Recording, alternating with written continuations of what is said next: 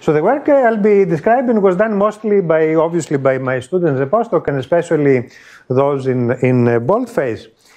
And at least for the beginning of the talk, I will be showing this. I will be talking about a project. Oops, sadly the movie might not play, but anyway. So this is supposed to be a movie of the interior of an integrated circuit, a real one. This is experimental data.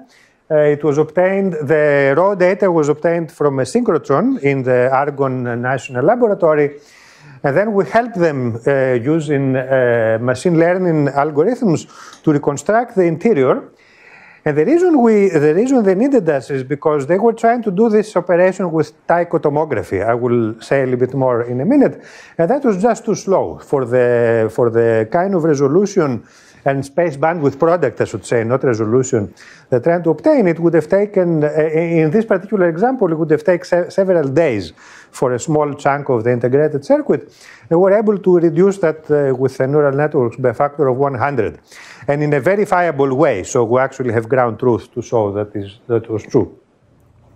So I'll tell you a little bit the story of how we did that, and then I will sort of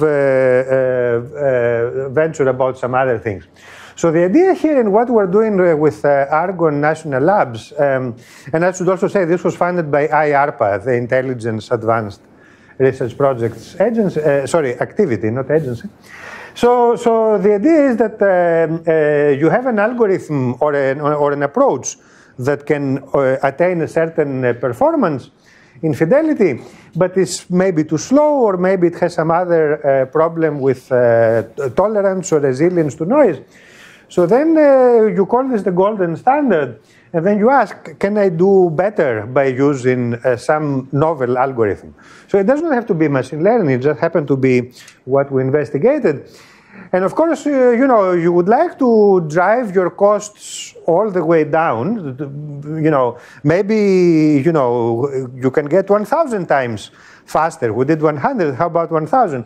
Well, there comes a point where, you know, you cannot really push it anymore. Your performance, if you try to, you know, to become even more aggressive, you will suffer some loss in performance. And so our job, at least the way we saw it, our job is to quantify how much can we push, in this case, the speed of reconstruction, and what is the tolerance that we have in a slight loss of performance, and when the loss of performance becomes catastrophic, and then of course you have to stop. And also we're doing this for integrated circuits, where of course you can bombard them with all the radiation you want, but of course for those of you interested in medical imaging, you can think of the horizontal axis also as exposure, dose, right? So you are exposing the patients to less harmful radiation, which is also a gain. Okay, so it was a long way to go from the beginning to there. So the first thing we did is solving what we call the 2D problem. I think by now you're familiar with this terminology, reconstructing simply the phase of the electromagnetic field without any volumetric effects. And we did that a long time ago, in 2017, which is approximately the time when Unzer and his colleagues, unbeknownst to us, they were already developing tomography using neural networks. Michael did not talk about it today, but they did some really beautiful work at the time on what do you call this, cascaded neural networks for tomography. Okay. But we did not know that, and what we did here is a little bit different. This is now the nonlinear problem. Again, Michael introduced us, of recovering the phase of the electromagnetic field from an intensity. So this is the setup here to have ground truth with a phase spatial light modulator, and then so the modulator is here, and then we have a free space system, and we detect the diffraction pattern. And then the idea was to train a neural network in supervised mode, so it can receive now the diffraction pattern and then reproduce the phase that was at the input. And Michael also mentioned a lot the magical properties of CNNs and how they can learn priors for imaging and how they are sort of mysteriously effective.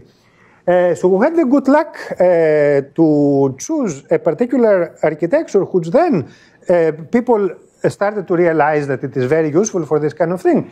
And that is a CNN that is very special. It is the UNet. So the reason we chose it is because we knew, of course, that the way to succeed in any inverse problem is to exploit sparsity priors. So we chose the UNet because it is a bottleneck. The representation goes, it starts from the, so this is a little bit different than Michael now, but this is not a deep image prior. So in this case, we start from the detector here, which is of course large. It is, I don't remember, it was maybe 500 by 500. And then the UNet will actually decimate the representation, force it to go through a bottleneck, and then produce the phase image at the output. That was the idea. And of course, the UNet, it does this sort of encoder-decoder compression, but it also has skip connections, which, as we found, are very important to preserve the high frequency content, and we ended up using them as well. So, of course, the UNet was invented in a different context. It was invented in the context of image segmentation, and then we found it was useful for the 2D problem, and then later, when I talk about the 3D problem, it was also, we also used a similar kind of architecture. Okay, so the first paper, actually, the reviewers were asking us, why are you doing it? I mean, Gertzper-Saxton can do what we were trying to do. And we were very, very honest about it. We said, well, yes, we know, of course, about Gertzper-Saxton, but we think it's interesting and worthwhile to look into these machine learning architectures. So we didn't know what it was good for. We discovered a year later, in 2018, we discovered what it was good for. It turns out it's very resilient to noise, which Gertzper-Saxton is not. So we were able to do the same problem, the reconstruction of the phase of the electromagnetic field from the intensity, with as little as 1 photon per pixel. Okay, you even the mathematicians in the audience, you have a sense for how little light is 1 photon. And this is what you get from Gertzper-Saxton, which is actually surprisingly good, believe it or not. You know, it looks terrible, but it's amazing that it recovers at least some of the features. The naive way we were doing the neural network in the previous paper in 2017, it would have given us this. So if you compare, you know, Gertzper-Saxton naively produces something very noisy. The neural network alone produces something very blurry. So the insight in this paper, 2018, was to put the two together and to use this noisy Gertzper-Saxton as input to a neural network. And then you do the same thing. You train in supervised mode. So in principle, the neural network learns again some sparsity priors about the types of objects that you reconstruct, but also presumably it learns something about the noise. And it was able to produce this kind of reconstruction. And this is the ground truth. So you see, there's some loss of detail here, but certainly better than either of the two techniques alone. So there's some benefit. The lesson from this was there's some benefit in including the physical model into the reconstruction. And then we pushed this for a while. So this is what I just showed. And then we wrote a couple of papers later in the following years, using different techniques. This is something called perceptual training, which was invented at Stanford. It is a very clever way to clean up images. And then we used another, another interesting idea, which involves, it's a little bit, this learning to synthesize.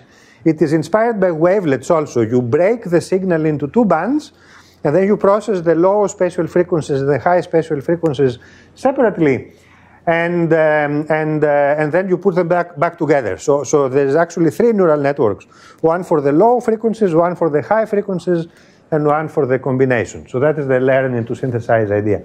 And I want to emphasize, these are all experimental results. So the algorithm is trained and then tested on the spatial light modulator, experimental data. And how do we get the noise images? Well, we tune down the amount of light that goes into the camera with an attenuator. Okay, that's as simple as that. All right. So at this point, actually, we decided that we had broken the 2D problem. I don't think it is possible to do anything better. We tried, we couldn't. Maybe you can try even better, but it's saturated. The learning to synthesize was the best quality. So at the same time, of course, we were looking into 3D reconstruction of integrated circuits. But at the time when we did this work around 2018, it was published in 2018, the Argonne National Lab could not yet produce, they were still working on their hardware. They could not produce synchrotron images to give us of real integrated circuits. But we wanted to do experiments, right? So what did we do? We built a glass phantom of something that looks like an integrated circuit. It is, of course, scaled up because we built this using a very simple photolithography facility at MIT. And it is glass, so we can use visible light, not X-rays. But if you look at it from the top, I will show images in a little bit, it actually looks like an AC because we used the design file, the GDS design file from a real integrated circuit to construct this phantom. And so it was on a layer, it was all fabricated lithographically on a layer of glass, actually 4 layers of glass, which were then glued on top of each other with some kind of an optical glue. So it is also multi-layered. And that is a real difficult problem. At the time that we did this, there was a paper by Kamilov, Ulugh Kamilov, and the same group at EPFL, Michael Unzer and Dimitris Saltis. They had written a paper for how to do 3D reconstruction of objects like this. I will mention this paper shortly. But it was not able to do much better than that. This is the raw image that you get to the camera. When we applied the Kamilov algorithm, it would produce something very similar, actually. It is in the paper. I do not show it here. But couldn't do any better. And the reason why is because in the original Kamilov paper, the sparsity was very strong. They were reconstructing like some small beads, 2 or 3 beads behind the other with strong scattering. Here, you don't have 2 or 3 beads. You have entire patterns, trenches in glass with a fairly high index contrast, about 0.1. And so the technique wouldn't work. But we did the same game. Actually, let me say one more thing that we had to do here. So for the 2D problem, we were able to produce 2-dimensional examples on a spatial light modulator to train the neural network. Thousands of them. Okay, here we cannot quite do that anymore because it's already difficult enough to construct this phantom. You cannot produce thousands of them. It's out of the question. So we trained it purely by simulation. So we used the beam propagation method. If I have time later, I'll come back to the BPM and give a little bit of critique on that. But in any case, we use the BPM to train the neural network. Still in supervised mode, but now all the training examples are simulated. The experiment, the testing is of course experimental, right? So we really stick this phantom that I showed before, we stick it in an optical system. There is a relay here whose job is only to match the camera pixel size to the space bandwidth product we want to achieve. And then there's a defocus. So the defocus is what produces the phase information.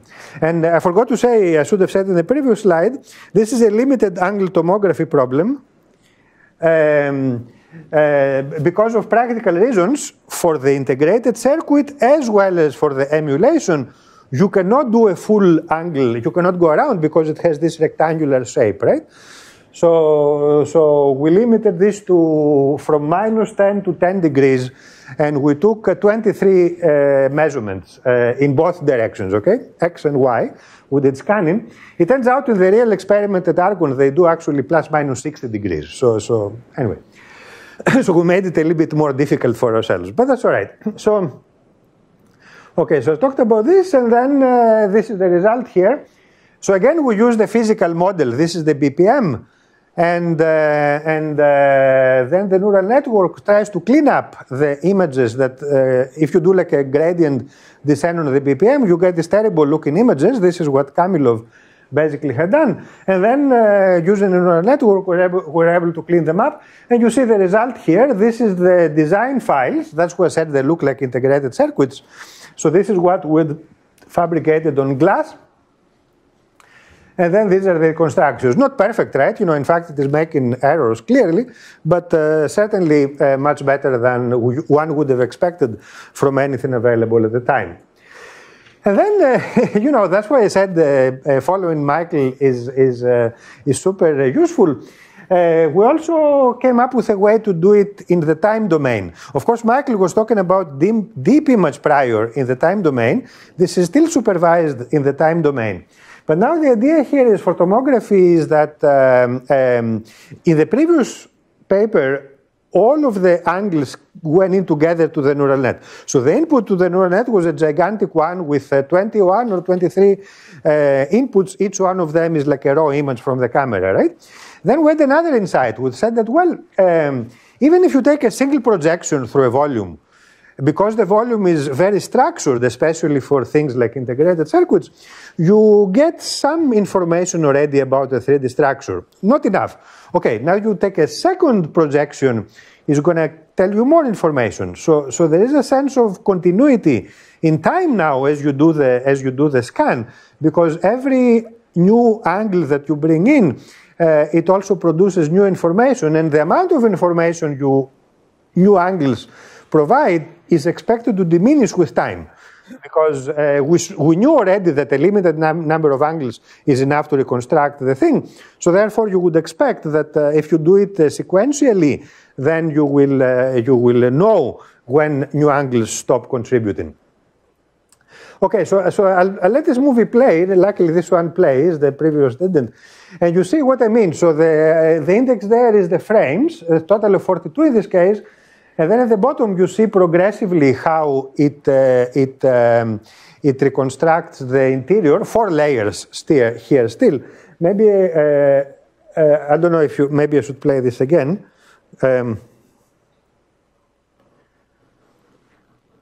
Okay, so you see at the beginning it starts with pretty much nothing. And then the first few estimates are terrible, but then gradually, as you can see, it begins to look correct. And you also see here, these are basically the Kamilov solutions that go into the neural network, and then they get cleaned up. And these are the, I think this is one among the raw images that go into the camera. Okay, so that's nice. Maybe I'll say a little bit more about how this works. So we borrowed some ideas from dynamics, actually, from people who do robotics and computer vision for moving objects. So they use so-called recurrent neural nets so it's the same neural net, actually, but this is like unfolded in time. So at every time step, new information comes in. And what is interesting about the structures is, first of all, they have memory, because at every time step you get a new information, but you also, it is recurrent. So the information that it had from previous time steps is also combined with the new information. And of course, people do this, as I said, for robotics, also they do it for graphics. It turns out when you play video games and you have like a dancing person or a fighter or something like that, the way they train these avatars is by using this kind of architecture. Okay, and then it updates its state. So you saw the updates before. The movie that you saw, it was the updated states as this recurrent architecture progresses. And but what is even more interesting is that in order to make this architecture work, I stole this from my student's PhD presentation. So I'll skip a little bit. But what I want to emphasize is that, hey, something was lost.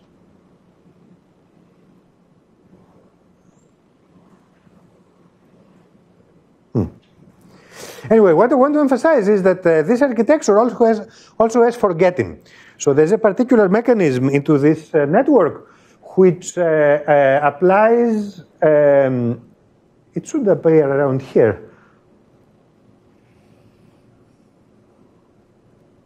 Ah, yeah, okay, yeah, just too small, so I missed it. Yeah, so it has a mechanism inside each block that allows it to suppress parts of the older information. So in a sense, it makes decisions about what is important and what's not important. For temporal dynamics, we know that's true, right? For example, if you have a linear system, you know that different modes progress according to different rates depending on their eigenvalues.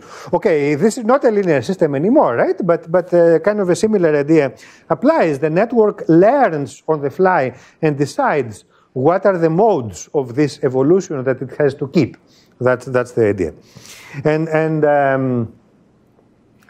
Okay, and then there is sort of the traditional way of doing it is called LSTM, long short-term memory. And then more recently it was improved by this new architecture called the GRU, the gated recurrent unit. I'm not going to go into the details of this. All I'm going to tell you is that this has fewer parameters than the LSTM. And that's of course more appealing, right? Because you don't want to over-parameterize the problem. Okay, so we use the GRU, and I'll skip these equations here, and maybe I'll accelerate a bit because I think I'm running a little bit late. But anyway, this is sort of a cartoon of how it works.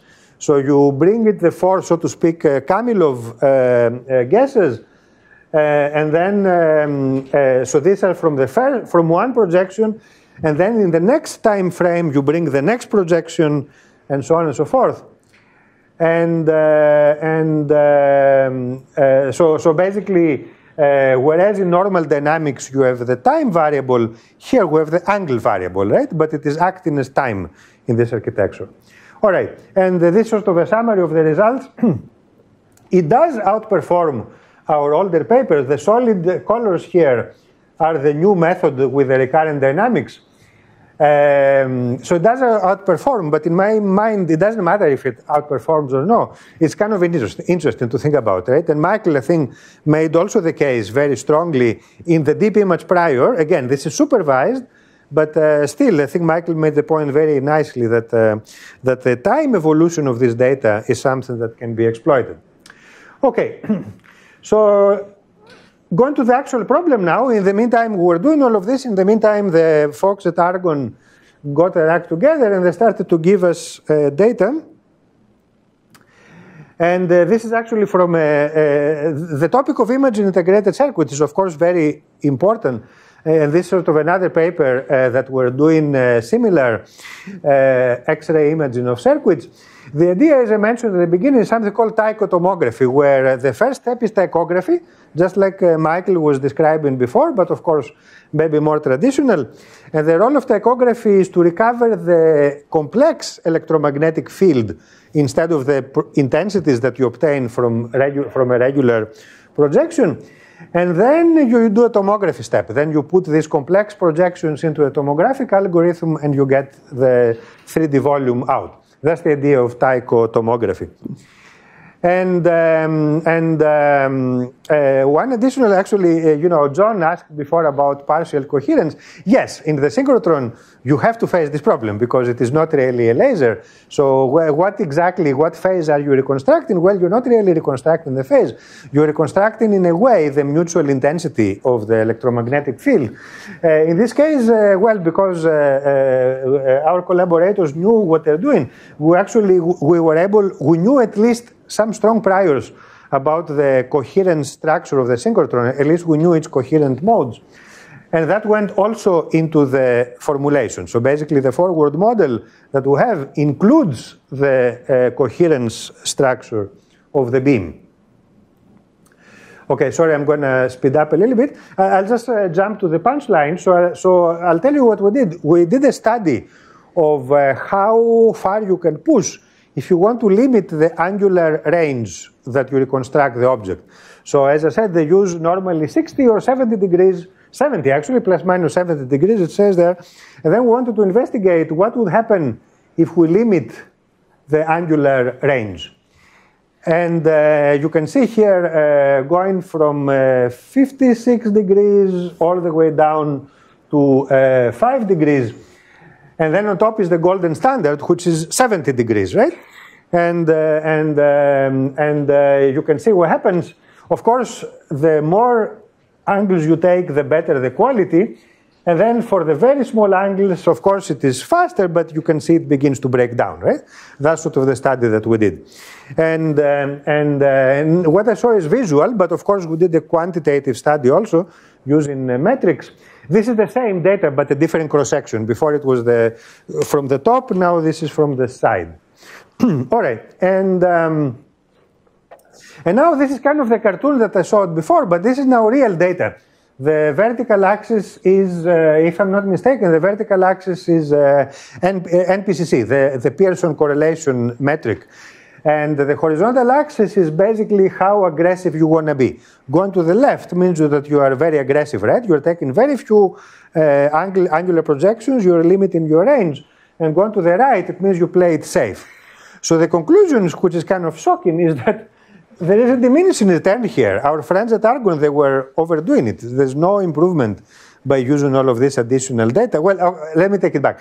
They have to do it because they do not use machine learning, right? But if you do use machine learning, you don't have to do all of that. You can stop about here, okay? And you cannot push it any further. As I was saying before, your trade-off will become then catastrophic. Okay, so I'll just, anyway, so I'll skip this, and I'll show the cartoon again just to remind you. So this is what I told the program managers that I want to do, and then 2 years later we did it, and to his credit, he was very happy, so that was good. All right. But all of this was supervised, and I think it is clear that it's a very expensive business, right? Either you have to build up a simulation, or you have to build up experiments, which is even more expensive, right, to train the neural network. How much time do I have? 10 minutes, okay, good. So then when we did a foray into deep image priors, very similar to what Michael was showing before. But actually, in my opinion, the first ever deep image prior was by Michael himself. And so this is a paper by the EPFL group. This is the same Kamilov I mentioned before. And Unzer and Saltis are co-authors. They called it Learning Optical Tomography, and that was in 2015.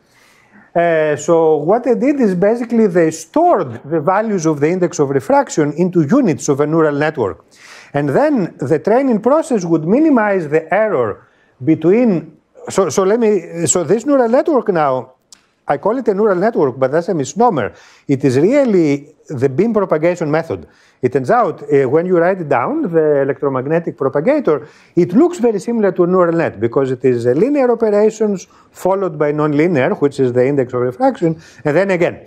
So the way this works is you initialize the indices with something random because you don't know any better, and then you try to match the output with the actual measurement that you have. And then they run this optimization technique. And then they can get, as I said, they did this, I think this experimental data using a bunch of beads. And then you can see that if you do standard optical diffraction, this is a typo, it doesn't look very good. But if you use what they call the learning tomography, you can distinguish the beads very nicely, even in the axial direction that is usually the difficult one. So the deep image prior came actually a little bit later. It came in 2 years later. That's the same Ulyanov paper that Michael mentioned before. And that's sort of my understanding of it. So as Michael said, you initialize it with some kind of a latent variable that is actually random. And then it produces, of course, a garbage output. At the same time, you have the physical system, which is producing the real output. And then what you do is you train the neural network by minimizing the difference between those two, between the guess that came from the latent input and between the actual measurement. And so this was the initial DIP. And then 1 year later, a lad from Israel, he came up with the idea to also regularize this. I don't think Michael talked about this, or if he did, not very much. But so this is sort of the loss function that corresponds to the neural network in this architecture. That's how you find the weights. And then this is a denoiser that a lad had previously described. And then they showed that if they add the denoiser to the loss function, they get even better tolerance to disturbances. Okay, and of course, at the end of the day, when you finish the training, the output here is your image, right? That's sort of the idea. And it is no mystery that it does not require training, because this is not really a learning architecture. The only thing it uses is the kernel of the neural network, which, as Michael said, sort of mysteriously, it turns out to promote the priors that you want to have here, especially sparsity, perhaps because of the convolutional architecture. Nobody really knows, but it works. Okay, and there's a lot of work that has happened. This was the original deep red demonstration. To be honest, okay, hopefully Michael Elad is not in the audience, but it's not all that impressive, right? Because what the hell, I mean, the zebras look a little bit better. So, this computer vision, they come up with, it's very typical, right? They come up with brilliant ideas to solve problems that are, not particularly exciting. But anyways, it is a brilliant idea, even though the problem that demonstrated was not super exciting. And then there's a long sequence of works here. I did not include Michael's paper, and I don't think it has even been published, okay? When it is, I will show it. But I did include our paper. This actually came out yesterday. If you look at the Optica site, it was just published yesterday. This is a collaboration with Rajiv Ram, a colleague of mine in electrical engineering. So we use the deep image prior for holography or phase retrieval, but in a very particular setting. Rajiv is interested in making very cheap CMOS LEDs. So these are light emitting diodes, but broadband because of the nature of the CMOS silicon emission. So the setup is very similar actually to free space propagation, what you guys call coherent diffraction imaging. We have the specimen here, and then just free space, and then a digital camera, and then we get a mess here due to diffraction, and then we try to invert it, right? In this case, we invert for both attenuation and phase. And in order to test it, we gave it objects that are absorptive. That's a dandelion, and you see the bright field image. It absorbs.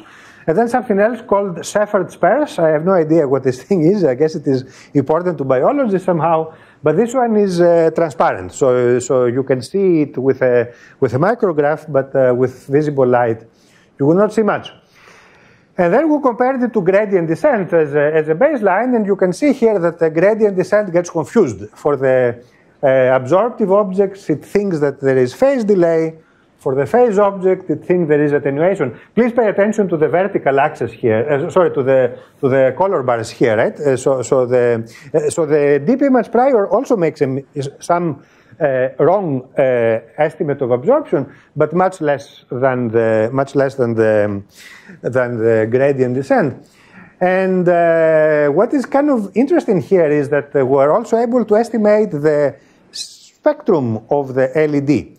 Not perfectly, but close. So here the red curve is the actual spectrum, which of course, Rajiv and his students can measure with an autocorrelator. I'm not sure how they do it actually.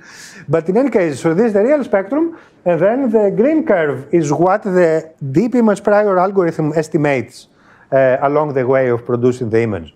And they agree well, except of course, at longer wavelengths, it cannot do it because, this is actually okay. So I messed it up. So the top images, what you see is with a commercial LED, which is fairly narrow band, and then the bottom images is with Rajiv's CMOS LED. So you can see the spectrum is much broader. Here it is what? It's like approximately 50 nanometers. Here it is, I don't know what, 400 nanometers, the spectrum. And also it extends deeper into the infrared. But of course we cannot measure that because the cutoff of the CMOS detector is at 1200. So then the algorithm fails above 1200. But below it can actually estimate the spectrum quite well, even for the broadband LED. Okay, so I think I have another 3 minutes or... Okay, thank you, you're very generous. Okay. So I'll tell you a little bit about the importance of the forward operator, and I think Chris next is going to talk about what happens if you don't know the forward operator, which is very exciting, and I'm looking forward to hear about that. In any case, so a lot of our work here has been assuming that you either know the forward operator or you have a way to approximate it. For example, the coherence modes of the synchrotron, the spectrum of the LED, they're parts of the forward operator, and we're somehow able to estimate them, even though it is only partially known. It comes out of the optimization process. So, oops, I went too fast. So this is another paper that actually just got published a couple of weeks ago.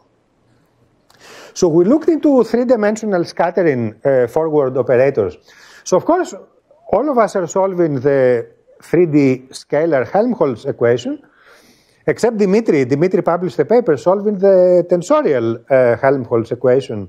That was in Optica, I think, about last year. Anyway, we haven't gone that far yet, which is, of course, interesting if you want to do polarization, right? If you have an isotropic sample. Anyway, we don't go that far. But in any case, the question is, this is now your forward operator, and that's not really something that you can readily solve, right? So how do you solve it? Okay, so there is different levels of approximation. One of them is to pretend that you have straight rays going through. That's the radon approximation, right? Very often in tomography it is permissible to do that. The next level is the so-called firstborn approximation, or Raytov. They're not the same thing, but they end up with a similar looking formula. And Raytov actually, and firstborn, they acknowledge scattering, but only one scattering event per ray, or per mode of the electromagnetic field. And then, of course, is the real thing, which quantum mechanics people, they do it with Feynman diagrams, or in this case, we can do it with a Liebman's finger equation, and that actually takes all scattering events into account. So this is fully rigorous, at least if you believe the scalar approximation, right? Okay, so what we did, and this all started from like a discussion in front of a whiteboard. What we did is try to reconcile different ways of solving this problem. Projection, throw it out, because we already know the problems with radon transform. But there is a bit of a mess in the literature. People doing firstborn, they call it optical diffraction tomography, sounds fancier. Then there is the beam propagation solvers, and there's also people solving the Liebman's finger equation if you have the stomach for it. So since I'm almost out of time, I will just say that there's a trick where you can do a commutation. When you write down the Liebman's finger integral, there's a trick where you can commute the propagation and the scattering terms. And when you do that, actually, you can arrive at a formula where the firstborn integral, the Liebman's finger integral and the beam propagation method become comparable in terms of, mathematically comparable. You can, and also when you do this formulation, you can estimate, if you do the beam propagation method, you can estimate the loss. I'm not going to go into the details of this formula, it's in our paper, but you can estimate the error as you go. It's an estimate, right? And you have to apply bounds to get it, but it's kind of useful because obviously as you make the propagation distance longer, or as you make the specimen thicker, then you can expect the errors in the BPM to grow, right? And that's a cause for concern. Okay, so let me skip this one and let me just show you the result here. So here we're doing exactly what I said before. We're making the object thicker, and as you make it thicker, you can see here that the difference between BPM and Liebman's finger is becoming progressively more, right? And right, and then I think the next one is index contrast. And then you can see that again, as you increase the index contrast, again you can expect the error to accumulate because, of course, you get more scattering events. So the question is, how well can the beam propagation method take all of these scattering events into account? I'm doing a lot of injustice to this paper, but anyway, it has been published, and you can take a look at it. Okay. So the last thing I'm going to say is that, so what happens if you cannot do any of this? What happens if there is no gold standard? So this will take 1 minute, if you can indulge me. So recently we've been working on a project with 2 colleagues in chemical engineering. And the project is actually about pharmaceutical manufacturing. This is how drugs are made, medication, I mean, that kind of drug. And it's very important to them to prevent agglomeration in this sterile system. If it agglomerates, then they have to stop the process and it becomes very expensive and very destructive. So they came to us and they said, well, you guys know about machine learning. How about we give you thousands of videos? They have thousands of videos of this type of thing.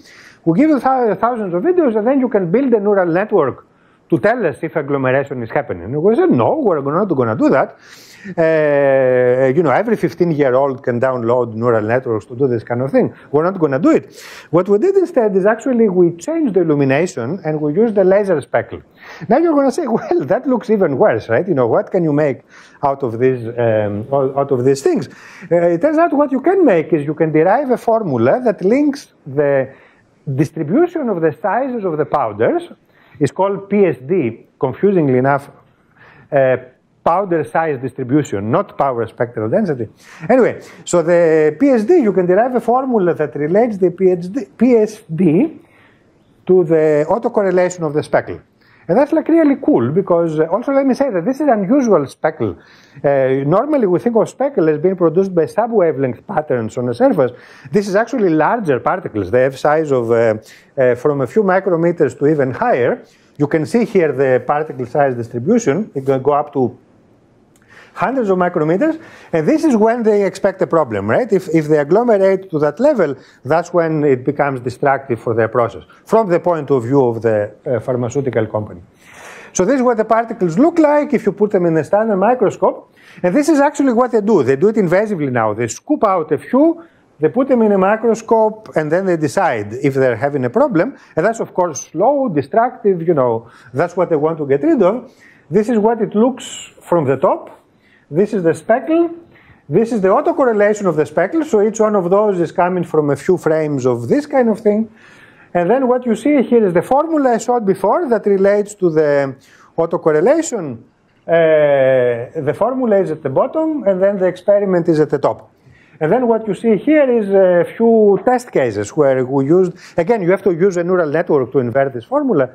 So you see how the neural network gets the distribution size approximately right. If you come if you're in Boston, drop me a note. We have a real life demo where you can sort of scoop particles yourself and then the GUI will immediately tell you. I haven't had the time to put a movie yet, but it can be done. All right, and what's so I should have said before that. Oh, come on! I should have said before that the information is in the side lobes. If you compare this to images, clearly different distributions, but also clearly different side lobe structures, right? So that's what the neural network is supposed to learn. And we tested it using this technique that looks into the neurons, into the units of the neural network. And then it turns out that yes, it does learn the side lobe structures, because if you compare different particle size distributions, you see it is the side lobes that light up in the interior of the neural net. So that's kind of cool. Okay, so I'm done. I'll just put this plot up to say that what did we learn? So we basically learned the standard thing that people know in business schools, the S-curve. We learned that if you have a cost of some kind and you have a technology, for example, traditional computational imaging or whatever you call it, compressed sensing, the technology is going to have an S-curve. Basically, there's going to come a point where the performance saturates. And when you combine machine learning and optical physics, when you bring a new element in the technology, in this case, it is actually the kernels of neural networks. Optical physics we knew, right? It is the kernels that machine learning people use that we brought in. Then you push this S-curve up. And what does that mean now? It means that you can, either you can stick to the same cost and get better performance, or you can stick to the same performance and get lower cost. Okay, I really abused your kindness, so I'm going to stop here and take questions. Thank you.